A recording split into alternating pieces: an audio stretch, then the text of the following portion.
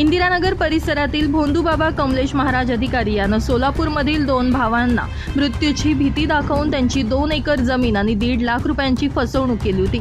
यामुळे त्यांच्या विरोधात जादूटोना विरोधी कायद्यान्वये इंदिरानगर पोलीस ठाण्यात गुन्हा दाखल झाला होता। आणखी 6 व्यक्तींनी काल तक्रार केली आहे। यामुळे दोषारोपपत्र अधिक मजबूत होईल असा विश्वास अनिसनं व्यक्त केला। अघोरी पूजेची भीती दाखवून सोलापूरच्या 2 सख्या भावांचे आर्थिक आणि मानसिक शोषण केल्याची तक्रार अंधश्रद्धा समितीकडे आली होती। त्यानुसार नाशिकचा भोंदू कमलेश अधिकारी याच्या विरोधात नाशिक येथील इंदिरानगर पोलीस स्टेशनमध्ये 25 मे 2026 रोजी गुन्हा दाखल झालेला आहे।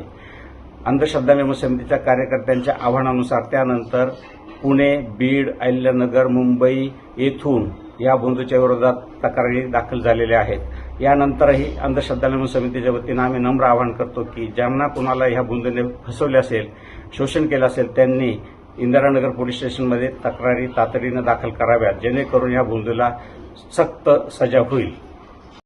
लोहगाव पुणे येथील रत्ना अशोक पाटील या महिलेला शारीरिक त्रास होता।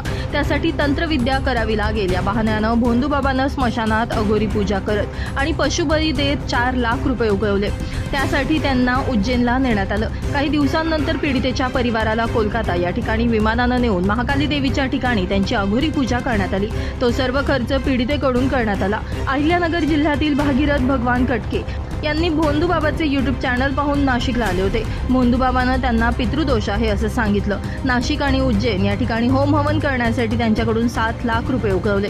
बीड येथील संजय साहेबराव झेंडे यांनाही भोंदूबाबानं पितृदोष सांगितला। त्यांच्याकडून पूजेसाठी 21,000 रुपये घेऊन अधिक 2 लाख रुपयांची मागणी करण्यात आली। भोंदूनं त्यांच्या महादी विद्या ट्रस्टमध्ये त्यांना सदस्य करून घेतलं, पण नंतर बाबाचे काळे कारनामे त्यांच्या लक्षात आल्यानं त्यांनी ट्रस्टच्या सदस्यत्वाचा राजीनामा दिला। मुंबई येथील संजय मखवानाजी, दर्जीभाई आणि इतरांचे जबाब नोंदवण्यात आले।